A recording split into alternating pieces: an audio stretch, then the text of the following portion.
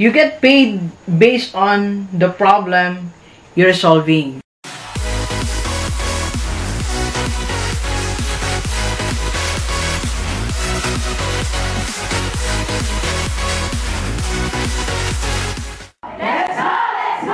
Positive Day Delivers. This is Dr. Gigi Disunga from I Can Change Project. Magandang gabi sa lahat ng mga delivers natin. And this is the first time po tayo mapanood sa YouTube channel. Thank you very much. Please subscribe. Click mo na po yan, Doc Gigi Disunga. Alright, okay, siguro last vlog natin ngayong gabi. Masaya tayo kasi okay na. Itanong may message yung ate ko. US. Okay, so, yan, mabasa ko lang. It's nice to see you smiling. Yan. Okay. Thank you very much, Ate Debka, Freddy, Giselle, and Julene. Yan. So, panganay po namin yan sa US #1 fan ko. And of course, Ma'am Marivia, salamat for watching my videos. Okay. Paano ba lumaki ang kita mo? Diba? Or paano, you know, kung ikaw ay nagtatrabaho, paano ba tumaas yung rate mo? Diba? Minsan per hour tayo, diba? O kung ikaw naman ay may negosyo, paano ba tataas ang value ng negosyo mo? Right? O kung ikaw naman ay consultant, kung ikaw ay coach, kung ikaw ay providing services, paano ba tataas ang rate mo? O paano ka kumita ng malaki? Okay? So, just right now, I'm watching Ty Lopez interview sa kanya. And he mentioned, maybe nagit si Elon Musk. I don't know, Elon Musk ngayon. Sabi niya, you get paid based on the problem you're solving. Okay? So, yung bayad sa'yo is depende doon sa sinosolve mong problem. Okay, if you want to increase your rate, if you want to increase your rate, your salary, taasan mo rin yung value mo. Taasan mo yung value ng ginagawa mo. Taasan mo yung, lakihan mo yung problem na sinosolve mo. Okay, for example, let me concretize. Why do people are paying me this amount? For example, online coaching, they're paying me 3,000 to 5,000 pesos. For personal coaching naman, if I go there, people are paying me this amount, 10,000, 15,000, 20,000. So, why do people pay me for only 1.5 hours this amount? For only one reason. Because I am solving their big problem. May problema sila. And they need someone to help them provide a solution. And that's my work. I am providing solution. I'm solving problem of the people. That's why, kaya kong mag-charge ng ganitong amount. Kaya kong sabihin na, okay, I'll meet you, I'll solve your problem, okay, so bayaran mo ko ng ganito. Like one time, nag-coach ako ng magkakapatid, meron silang negosyo. So there's a problem on, siguro, hatian ng work, okay, or hatian ng profit, di ba? Yan mga problem ng magkakapatid na may negosyo eh. Sino yung gagawa nito? Paano hatian ng kinikita, di ba? And that's a big problem. And that big problem ay naayos natin. I was able to provide solution for that. That's why they paid me. Nagdagdag pa eh. Hi, sir. Salamat po sa inyo.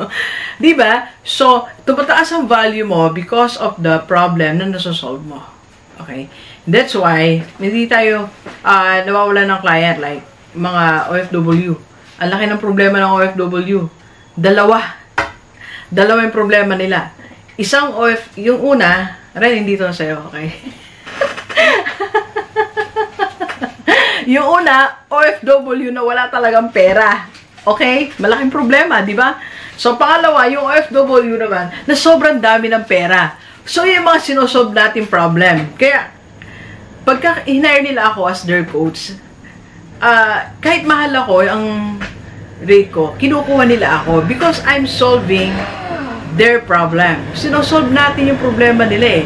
So, if you want to increase your rate, dapat matutunan mo mag-solve ng malalaking problema. Diba? Dapat matutunan mo how to solve this problem of the company, how to solve the problem of my clients. Para if you are working, kung empleyado ka, mainit na. So, kung empleyado ka, anong gagawin mo? Para tumaas ang rate mo, di magpunta ka doon sa hardest department. Magpunta ka doon sa task na walang may gusto. Diba? Doon sa task na tinatanggihan nilang lahat. Doon sa maproblema. maproblemang department, doon ka magpunta, doon ka mag-volunteer, be a troubleshooter, di ba? Tingnan yung mga company nyo, yung mga troubleshooter may allowance. Because they are solving problem. Kung nandun ka sa safe department, yung magaan na department, magaan na din soldo mo. Di ba? Dapat dun ka sa medyo mataas yung sinosolving problem. And that's where I belong in RE school. Nandun ako sa department na mataas yung sinosolve na problem. Hindi ba sinosolve na problem? Kumbaga yung accountability, malaki. Malaki yung accountability. And that's why I'm getting paid with this amount. Okay? So, it's just like that. So, you know, so tingnan natin, ano yung pwede mong gawin sa company mo? Anong problem yung kaya mong i-solve? Diba? Try to volunteer. Kung kaya mong gawin yan, sabi mo, ma'am, sir, ako na po magagawa yan because that's my expertise, that's my skill. Diba? Para tumaas ang yung rate. O kung ikaw naman may negosyo, tiyakin mo na yung negosyo, sasagot siya sa problema ng yung community. Tiyakin mo na yung community, hanap-hanapin ka, kasi ikaw yung solution ng problema nila. At make sure, hindi malilit na problema yung sinosolve mo, malalaking problema. Di ba nga, bakit yung mga enrollment system, accounting system, library system, ang mahal ang mga bayad yan eh. Kasi sinosolve yung problem ng library. Kung paano mo i-arrange lahat ng mga libro, paano mo i-categorize. Di ba? You're solving big problem. Enrollment, di ba? Marami ang problema ng estudyante, enrollment. Haba ng mga forms na pinifill out. Accounting, lahat. Problem. Mahabang proseso. So, here you are, providing a program, a software, that can solve their problem, kaya mahal ang bayad sa'yo. Di ba? Yung mga consultant, bakit mahal ang bayad sa mga consultant? Kasi meron kang sinosolve ng malaking problema.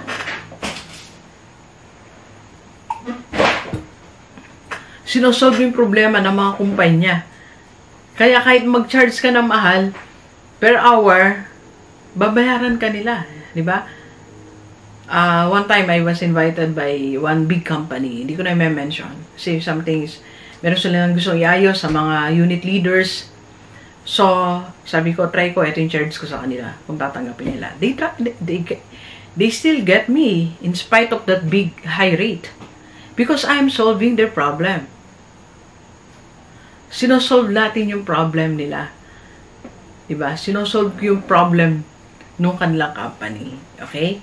So, if you are, yung mga attorney, diba? Bakit balang bayad?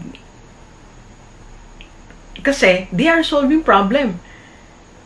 Kahit magbayad tayo mga mahal, tatawagan natin attorney. Diba? Hello, attorney. Hello kay attorney. Sa ating attorney. So, may attorney tayo, ang GDS Corporate Trainee. May personal attorney rin tayo. Para in case of troubles, everything, may tinatawagan tayo. Like, nung Friday, natawagan natin si attorney. So, yung sinasabi ko po is, just try to, you know, meron kang solve the problem. Sila mataas ang sweldo sa kanila, bayad sa kanila, kasi nga, they are solving problem. Diba? And even doctors. Diba? Bakit mahal ang consultation? Kasi nga, may problema ka sa katawan, isosolve ni doctor. Alright? So, nakuha po natin. So, if you want to get high rate, o kung gusto mong taasan ang rate mo, okay? Dahil lang po may nagme-message sa yung kaibigan. Okay? So, kung gusto mong magtaas ng yung rate, okay? So, you solve problem. So, isipin mo ngayon, while you are watching my video, isipin mo, anong problema ng yung community? Piliin mo na yung malaking problema, then sagutin mo yon. Provide solution to that. Provide solution. Diba? Then you get paid high. Diba? So, mas mataas ang na-solving problem, mas malaki ang rate mo. Diba?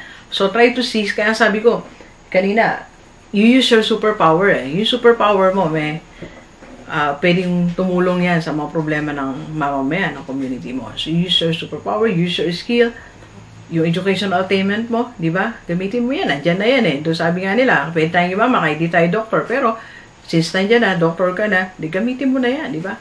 Ako, I'm taking advantage of my PhD. Sabi ko nga sa Balanga City Hall, kay Ma'am Grace, hi Ma'am Grace, nag-seminar tayo last week. Sabi ko, mataas ang rate ko kasi graduate ako ng Miriam eh. ng PhD. Diba? So, nag-increase ako ng rate. Sabi ko sa kanya, nag-increase ako ng rate, mama. So, it's okay. Ginawa pa rin nila ako kahit nag-increase ako ng rate. Kasi nga, I'm solving their problem eh. I'm helping them to solve the problem. Kailangan may budget sila. Kailangan mo po seminar and providing. I am their speaker.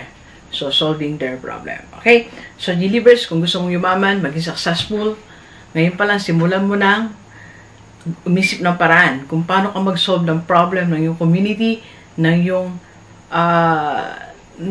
mismo, yung company na pinagtatrabawan mo, di ba? And even your own company, your own business, gawin mo siyang solution sa lahat ng tao.